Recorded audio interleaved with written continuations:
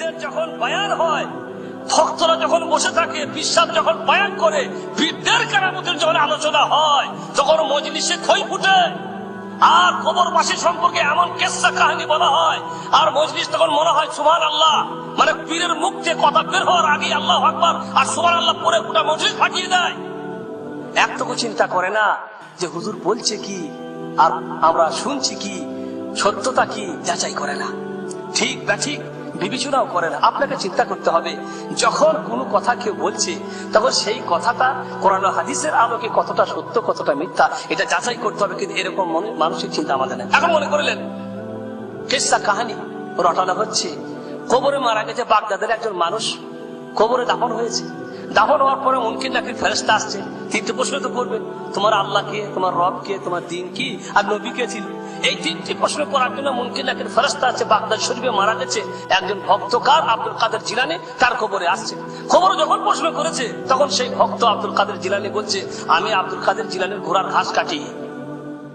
বাবা, তুমি আব্দুল কাদের জিলানীর ঘোড়ার ঘাস কাটতে, মানে তার কামলা, সাক্ষণ মাপ, তোমার তো কবরে আদা হবে না। মানে এটা আল্লাহ ওয়াদা দিয়ে দিয়েছে কি, যে সারা পৃথিবীতে আব্দুল কাদের জিলানীর যত ভক্ত থাকবে তাদের কারো কবরে আযাব হবে না। কেন? আব্দুল কাদের জিলানী যখন মারা যান, কবরে গেছে, মুনকির নাকির ফেরেশতা তার কাছেও আসছে। আসার পরে জিজ্ঞেস করছেন যে ওই প্রশ্ন, বাধা করা প্রশ্ন, সবাই তো আমরা জানি প্রশ্ন কি হবে। প্রশ্ন যখন হয়েছে তখন আব্দুল কাদের জিলানী বলছেন, আমার প্রশ্নের উত্তরের আগে আমি প্রশ্ন করবো, সেই উত্তর দাও। বলে কি? বলে আল্লাহ যখন আদমকে সৃষ্টি করতে চাইলেন তখন তোমরা বাধা কেন দিয়েছিলে? সুবহানাল্লাহ, ফেরেশতা ফেরা পড়ে গেল। তাহলে এমন জব্বর বান্দা উল্টো প্রশ্ন করে বসলো, তো এই প্রশ্নের উত্তর তার ফেরেশতাদের কাছে নেই। কারণ ফেরেশতারা ততটুকুই জানে যতটুকু আল্লাহ তাদেরকে শিখাই দেন। এখন উল্টো প্রশ্ন করেছে, তোমরা আদম সৃষ্টি করার সময় তোমরা বাধা কেন দিয়েছিলে? এখন ফেরেশতাটা ফিরে গেল আল্লাহর কাছে, হে আল্লাহ, তোমার এক জব্বর বান্দা কবরে আসছে, আমার প্রশ্ন, আমাদের প্রশ্নের উত্তর দেওয়ার পূর্বেই এক প্রশ্ন করে বসছে। এখন এই প্রশ্নের উত্তর তো আমরা আল্লাহ জানি না। কি প্রশ্ন? বলে এই প্রশ্ন। ওই প্রশ্নের উত্তর দিতে পারবে না, যাও। ও জব্বর বান্দা আব্দুল কাদের জিলানী, জাতের চারটিখানি কথা না, বলে আব্দুল কাদের জিলানী, পীরানে পীর দাস্তেগীর আব্দুল কাদের জিলানী। এই কথার অর্থ বুঝেন? পীরানে পীর দাস্তেগীর, পীরানে পীর দাস্তেগীর, দাস্তে মানে কি? দাস্তে মানে হাত, দাস্তে মানে পীরানে পীর মানে পীরের পীর, সবথেকে বড় পীর তো পীরানে পীর, সব থেকে বড় পীর। দাস্তেগীর, দাস্তে মানে হাত, গির মানে ধরা, হাত ধরা। কেসা কেমন জানেন? শর্টকাট, কেসা বড় বিরাট। আল্লাহ আর আব্দুল কাদের জিলানী যাইতেছিলেন, আল্লাহ আর আব্দুল কাদের জিলানী যাইতেছিলেন, হঠাৎ করে আল্লাহর পায়ের পদস্খলন ঘটে, আল্লাহ পড়ে যাবে এরকম উপক্রম, চট করে আব্দুল কাদের জিলানী আল্লাহর হাত ধরেছে, আল্লাহ পড়া থেকে বাঁচা বেঁচে গেলেন। ইন্না লিল্লাহি ওয়া ইন্না ইলাইহি রাজিউন। বুঝতে পারলেন? আল্লাহকে পড়া থেকে বাঁচাই দিলেন কে? আব্দুল কাদের জিলানী, পীরানে পীর। এই হয়েছে দাস্তেগীর, দাস্তে মানে হাত আর গির মানে ধরা, আল্লাহর হাত ধরে বাঁচাই দিল। বাপ রে বাপ।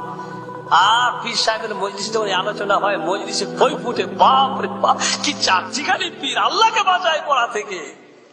চিন্তাও করে না আব্দুল কাদের জিলানী কে আর আল্লাহ, সুবহানাল্লাহ, স্রষ্টা আর সৃষ্টি। অসহায় বান্দা যারা মানুষের কিছুই করতে পারে না, আল্লাহর কাছে পোকা কিছুই না, সে আল্লাহর হাত ধরে বাঁচায়। সব থেকে বড় কথা হচ্ছে, যারা বলে তাদের বেকুব, যারা শুনে, শোনার পরে কি করে? বিশ্বাস করে। এখন ফেরেশতাদেরকে আল্লাহ বললো, আমার জব্বর বান্দা বাবা, তোমরা ওর উত্তর দিতে পারবে না, এখন যাও তার কবরে, ও যা বলবে তাই মেনে নিবে, যাও। ফেরেশতারা আসলেন আব্দুল কাদের জিলানীর কবরে, এসে বললেন, ভাই এই কি বলে আপনার? আল্লাহ তাআলার কাছ থেকে আমরা কোনো উত্তর পাইনি, তবে এতটুকু পাইছে, আপনি যা বলবেন তাই মেনে নিব। তখন আব্দুল কাদের জিলানী বললেন যে সারা পৃথিবীতে যত আমার ভক্ত হবে তাদের কারো কবরে আযাব যেন না হয়।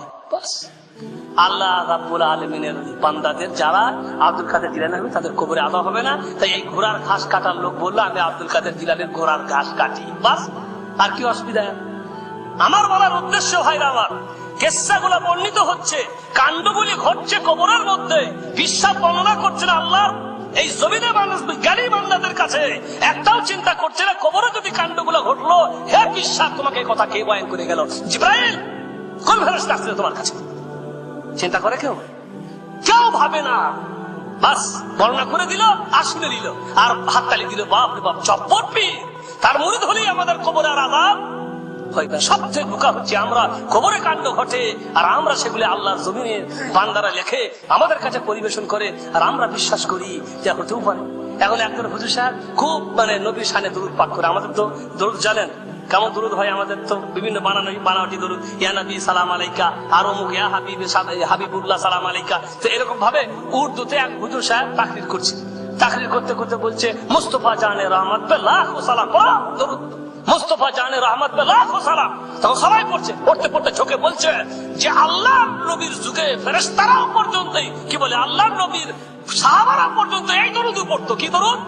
মুস্তফা জানে রহমত পে লাখো সালাম, তারা এই দরুদ পড়ছে। এখন একজন মজলিস থেকে উঠে বলছেন, হুজুর আল্লাহ নবীর এই যে সাহাবীরা ওরা কি উর্দু ভাষা জানতেন নাকি? তখন হুজুর বলছে, ওই ওকে বার করো, ওই ওয়াহাবি। বুঝতে পারলেন? ধরার লোক ঠিকই ধরছে যে ওরা তো উর্দু জানতো না, তো এই উর্দু কি করে দরুদ শরীফ হতে পারে? এগুলা বলা হয় ধরা। এইভাবে মানুষকে ধরা উচিত।